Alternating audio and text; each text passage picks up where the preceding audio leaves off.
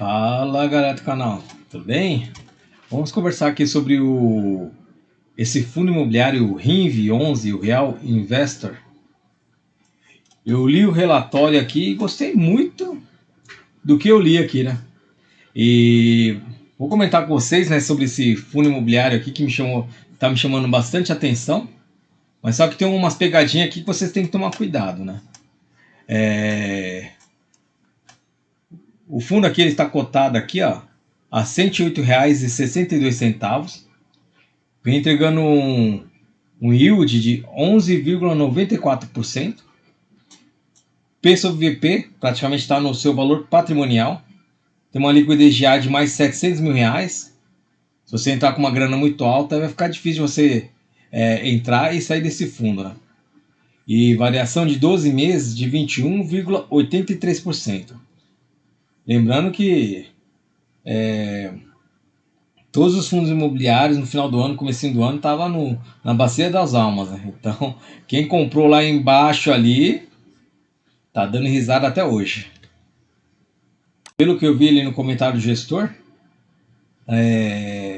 muitos fundos imobiliários eles saíram com prejuízo, né?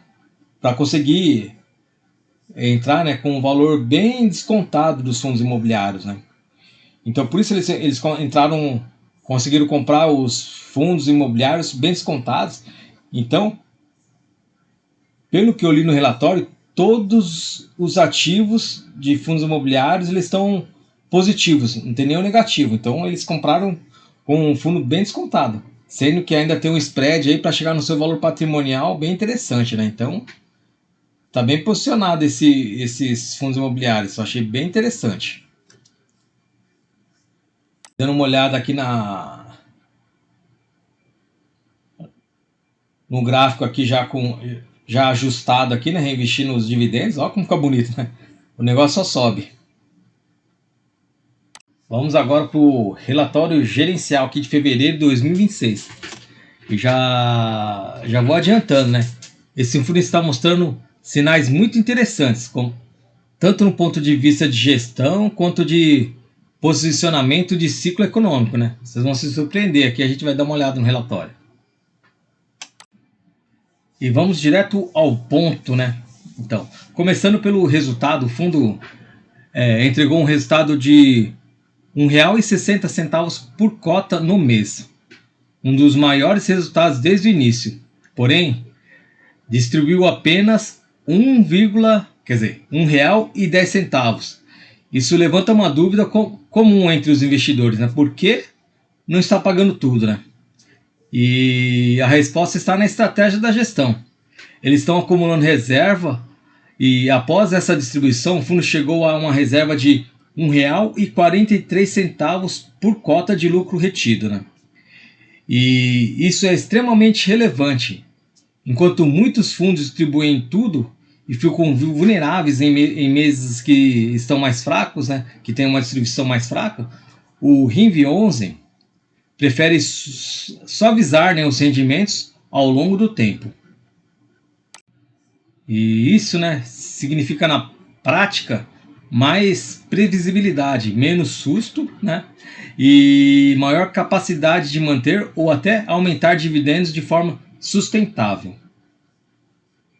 Dando uma olhada aqui nesse gráfico, dá uma olhada. Veja aqui, ó, esse aqui, ó, essa cor mais escura é a distribuição por cota, reserva acumulada esse daqui, e o resultado por cota. Olha como esse mês deu uma estilingada aqui, né? Esse mês não, né? É o mês de fevereiro, né? Dessa estilingada de R$ 1,60, né? E a gente pode observar que quase todos os meses ele vem entregando um resultado bem interessante. Dando uma olhada nesse gráfico aqui, né?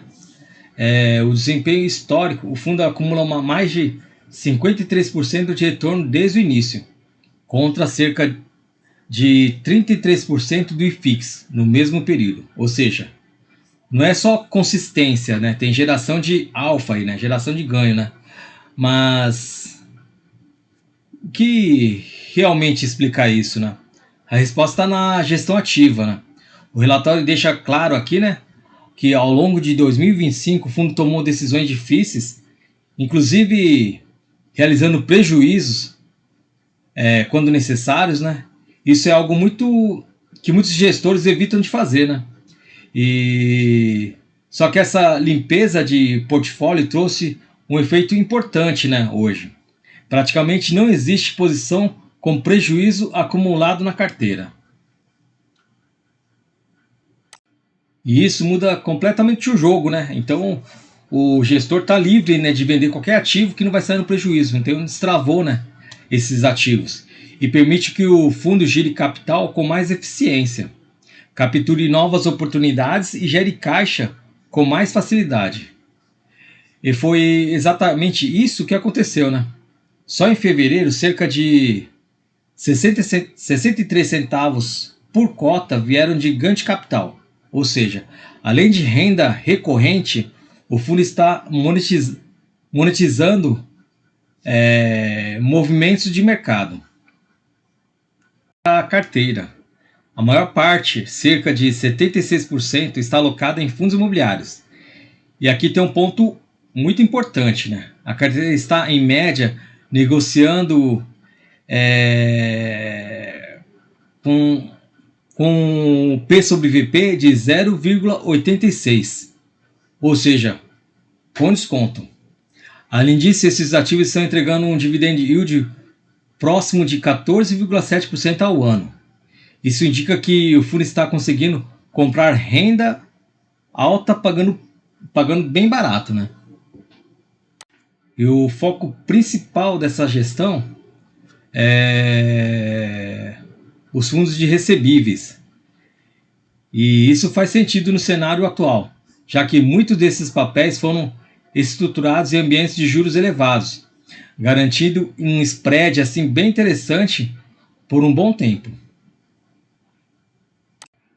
E ao mesmo tempo, se houver uma queda de juros, né, como o gestor sugere, né, que vai ser provável aqui em 2026, esses ativos também tendem a se valorizar.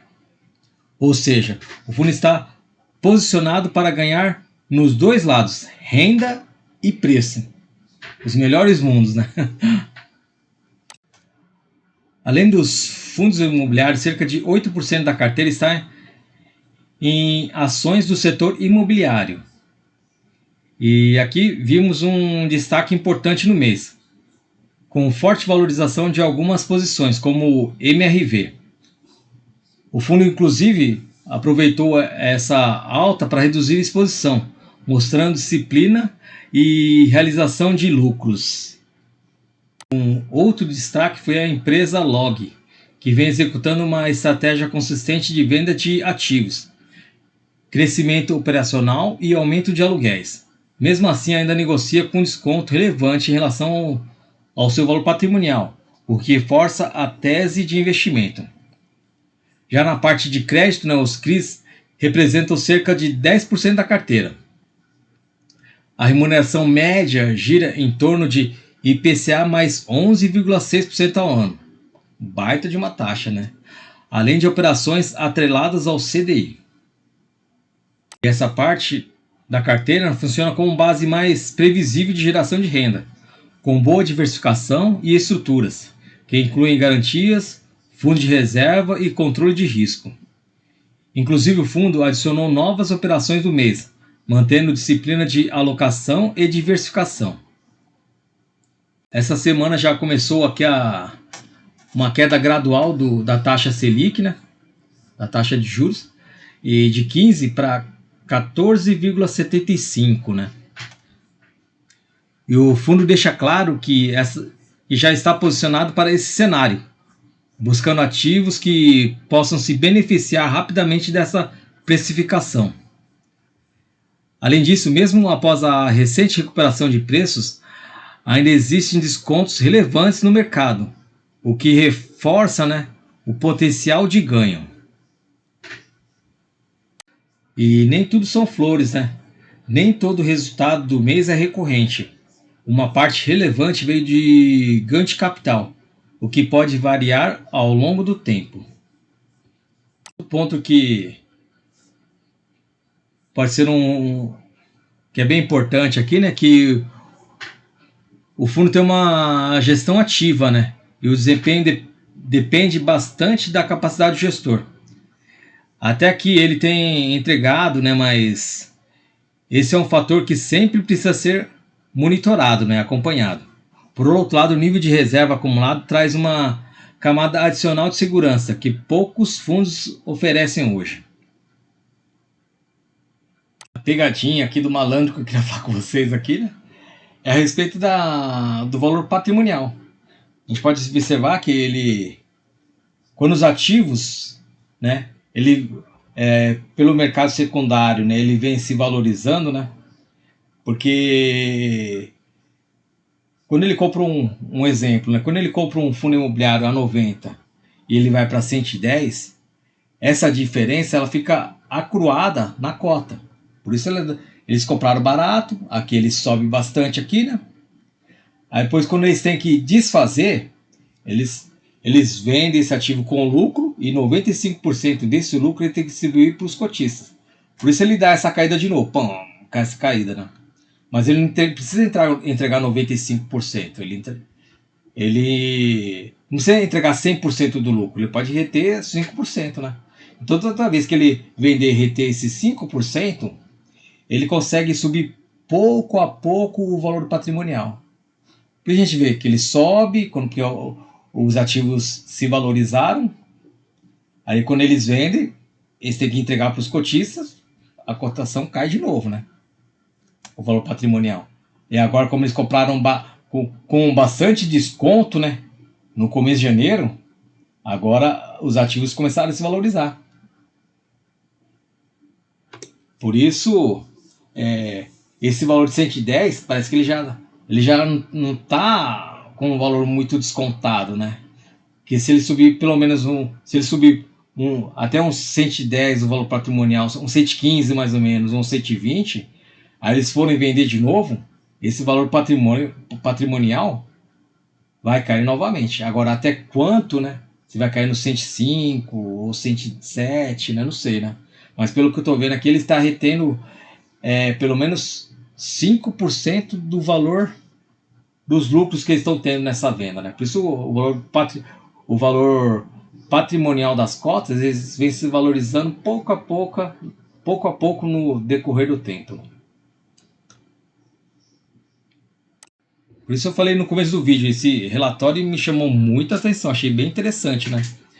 E o Heng está em um momento bem interessante, com carteira ajustada, geração de caixa elevada, reserva crescente e posicionamento alinhado com os cotistas. E alinhado também para um possível ciclo positivo para esse mercado. Agora vale uma reflexão. Você prefere o fundo que paga tudo hoje ou que constrói consistência ao longo do tempo? Porque aqui a escolha é da gestão e é bem clara, né? E é isso que eu queria falar com vocês, galera. É um fundo que chamou atenção. Vou estudar com mais clareza esse fundo aqui, né? Porque eu tenho alguns fundos imobiliários que eu acho que até de repente eu possa vender, que eu tô com lucro já, né? E vamos ver as cenas dos próximos capítulos aqui. Qualquer coisa eu vou fazer um vídeo falando dessa compra desse fundo, mas por enquanto está em stand-by, tudo bem? Mas se vocês gostaram desse conteúdo, por favor, se inscreva e dê o seu like. E muito obrigado a todos. Valeu!